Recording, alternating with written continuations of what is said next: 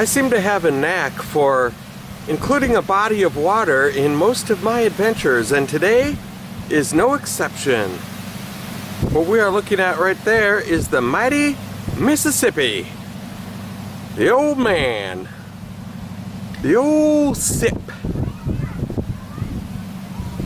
The old Mississippi has made more than one appearance in the Tommy Travels Adventures, and here it is again. And look at this guy right here. Riverboat, City of Baton Rouge. Wow. That is pretty massive if you ask me. Look at the flags blowing in the breeze. As I like to say, pretty cool. So today's adventure is not going to start on that boat ride. We're not going to be doing that boat ride. It's going to start here in a classroom, in a one-room schoolhouse. Why? Because we're going to be doing a little bit of learning today here on Tommy Travels. And what are we going to learn about? Buffalo Bill. Because we are in the Buffalo Bill Museum. And this one-room schoolhouse here is a replica of this one right here, Pleasant Hill. This is an actual school that was a one-room schoolhouse. They were going to try to move that onto the grounds here, but they ran into some issues, so they built an addition to the museum and brought in all the furniture. It's not even open yet, really. The ribbon cutting is not this Sunday, but next Sunday. So we're seeing a sneak peek of it here, and it's pretty interesting. This is only our first stop today. We're going to be going to another location, which should be pretty interesting, especially if you are a fan of American pickers. So welcome to another edition of Tommy Travels. It's Tommy Travels. That sounds good. Good echo in here for that. So there's going to be a lot to do today, so come on with me. Let's go see what there is to see.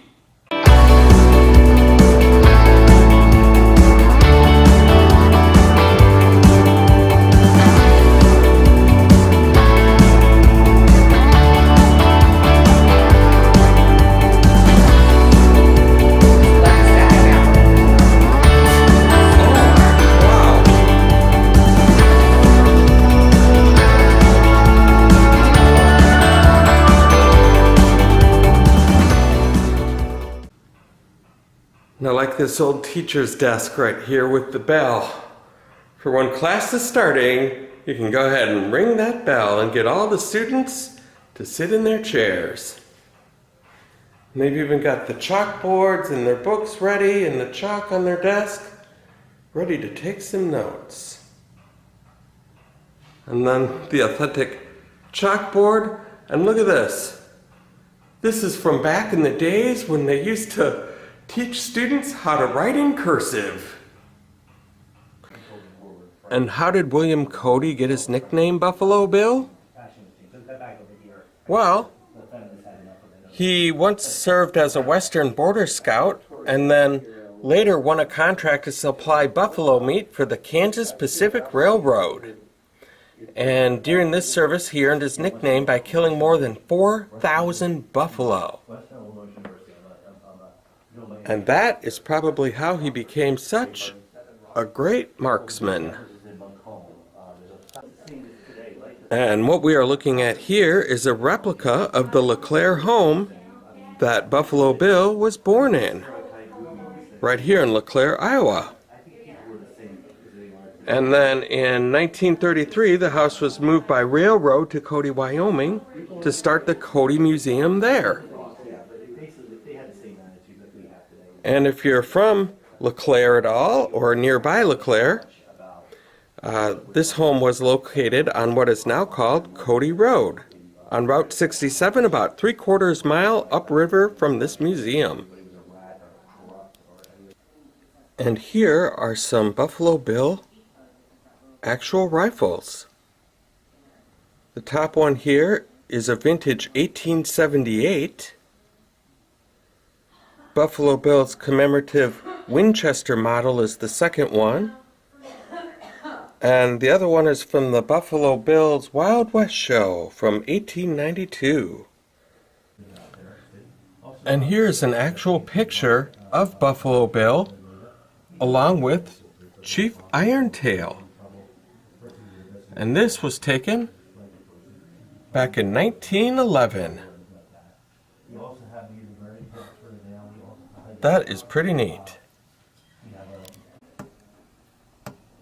And check this out, a Buffalo Bill comic book from January 1st, 1910.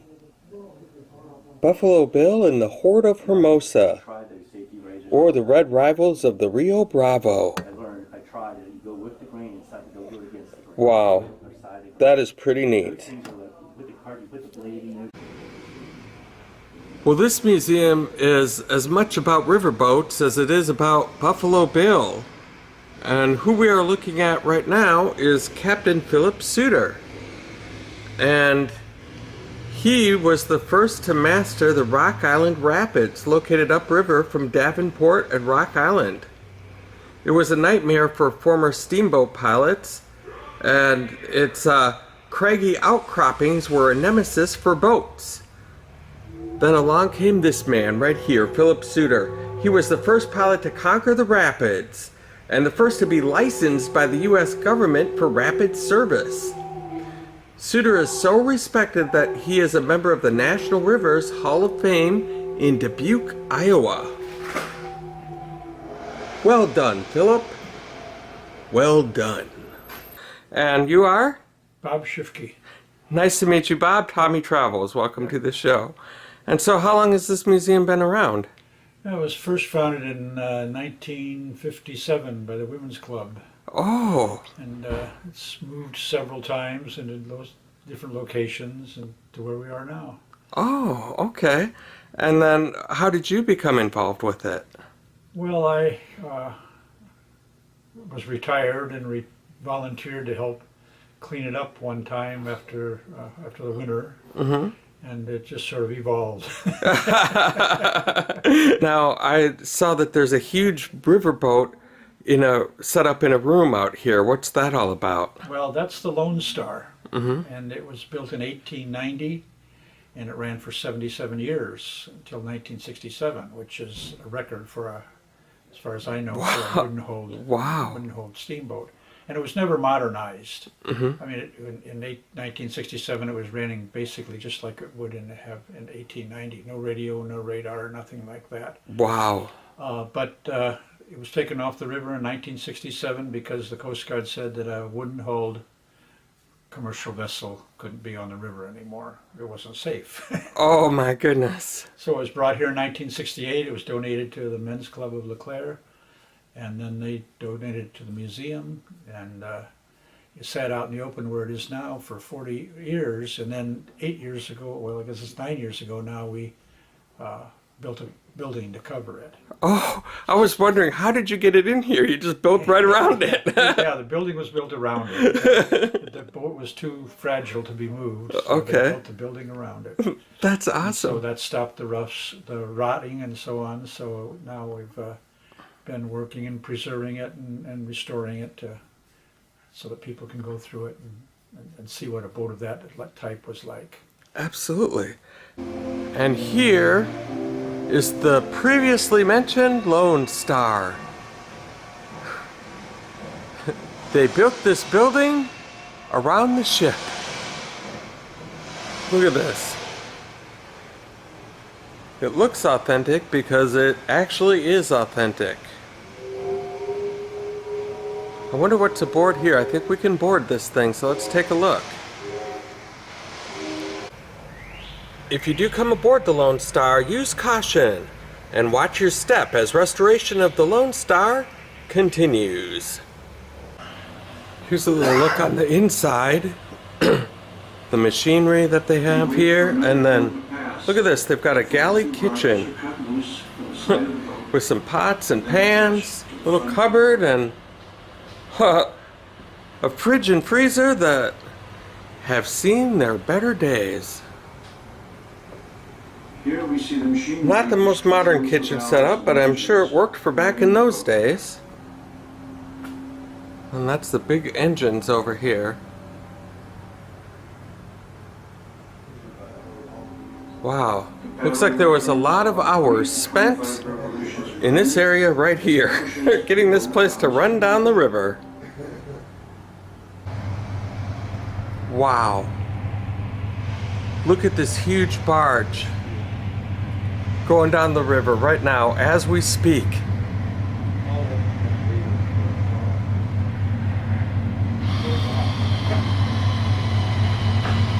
That is pretty cool.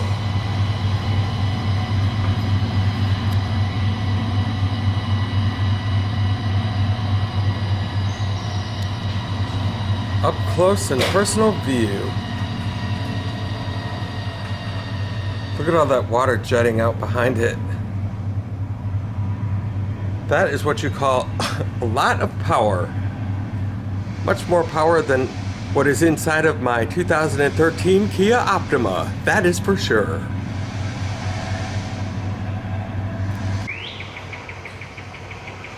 And look at this, they even have an upper deck to this thing where you can get a great view of the Mississippi and the Baton Rouge.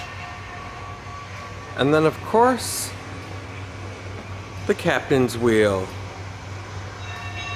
That's where he guided the vessel up and down the Mississippi. And I like how they've pumped in the sound effects of what it would have sounded like if you were actually on this boat and it was floating down the Mississippi. They've got the river music and all the different sounds. It's pretty neat. And then here is a view of LeClaire itself. Very beautiful. And here's a view from the inside. There's the wheel of the ship, the window view in front. Very nice. Got the captain's chair, steam assisted rudder control, engine room gong, I guess if he needs to call the guys downstairs. And my favorite, a brake pedal. And if you recognize that car right there, then you are probably a fan of American Pickers. That's right. We are at the very location of their store, which they feature many, many times on the show. And it has become kind of a tourist trap, so as long as I'm in the area, I thought I'd stop by. I'm betting there's some cool things inside of these buildings, so come on, let's go check it out. And on the show, we always see Mike and Frank driving around all over the country in this van right here. A Ram 1500 ProMaster. And here's a look from behind the wheel. Those two guys have spent a lot of hours looking out that windshield, seeing the pretty country. And there's some pretty country that you can see out of there right now. This place is actually pretty crowded, but we are still going to step inside this building and check out what they have. So let's see. So inside of here, it looks like it's kind of a gift shop slash collection of artifacts from the show.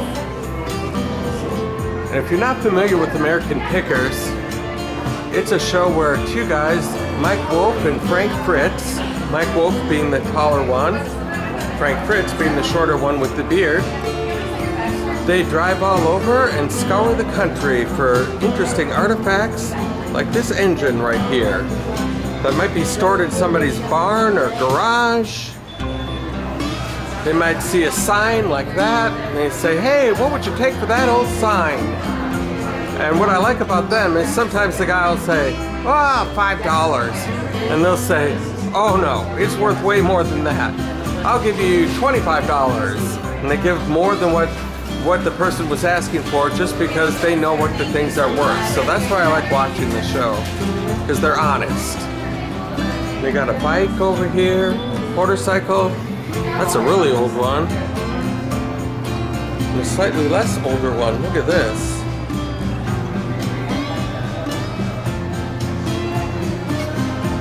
I don't know if it runs. It doesn't look like it runs. But it sure is interesting decor for the shop. The American flag. We've got some old signs here in this case. Flying A. SO Extra. And if you're interested in one of these SO Extra are 65 bucks. The Super A, 150.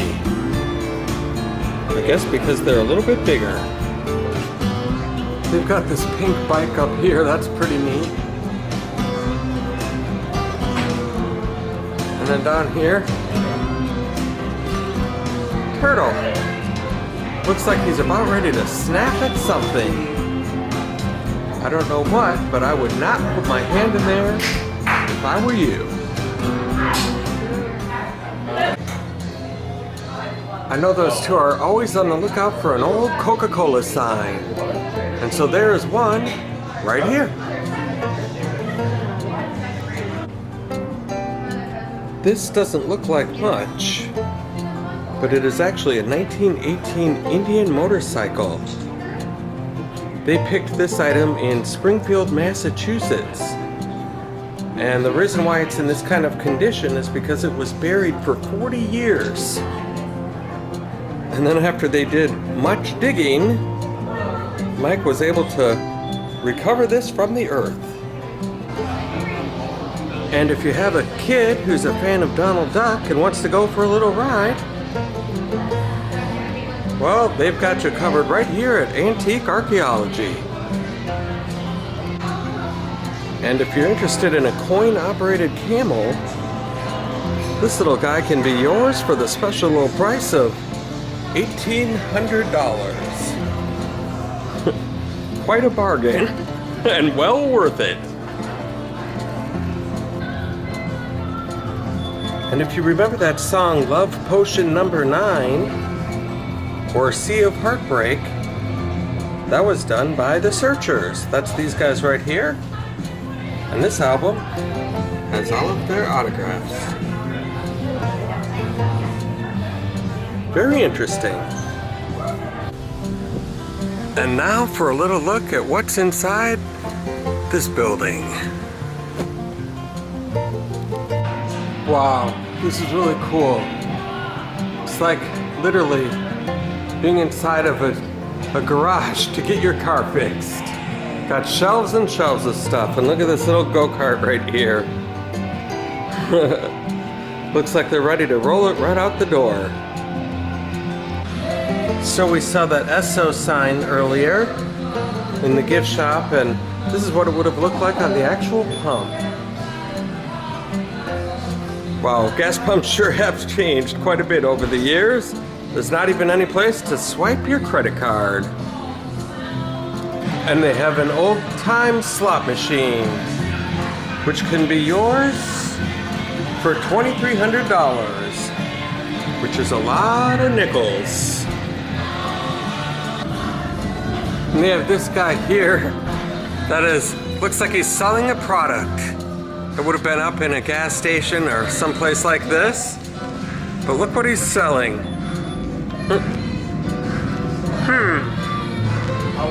You don't see that these days anymore. But welcome to Tommy Travels. Well, it looks like it's that time to go ahead and load up the car and head back home. This has been a great edition of Tommy Travels, and I appreciate you guys coming along for the ride. And if you liked what you saw here today, go ahead and hit like on my YouTube channel. And then hit subscribe and the bell notification next to it. It just gives you future updates on videos that are yet to come. And then if you want to go to TommyTravels.fun, that has links to my Instagram and Facebook, has my current and previous video, as well as my show theme. And so guys, thanks once again for hanging out with me here today, and I hope to catch you on the flip side. And look at this, they've even got a bell right here, which you can even not ring. Well, that was a total fail.